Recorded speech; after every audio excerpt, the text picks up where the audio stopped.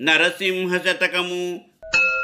నరసింహ నాకు దుర్నయములే మెండాయె, సుగుణమొక్కటియులేదు చూడంజనిన నన్యకాంతల మీంద నాశమానంగలేను, నరుల క్షేమము చూచి ఓర్వలేను.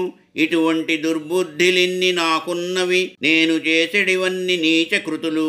నా వంటి పాపిష్టి నరుని భూలోకాన బుట్టంజేసితివేల భోగిసేన.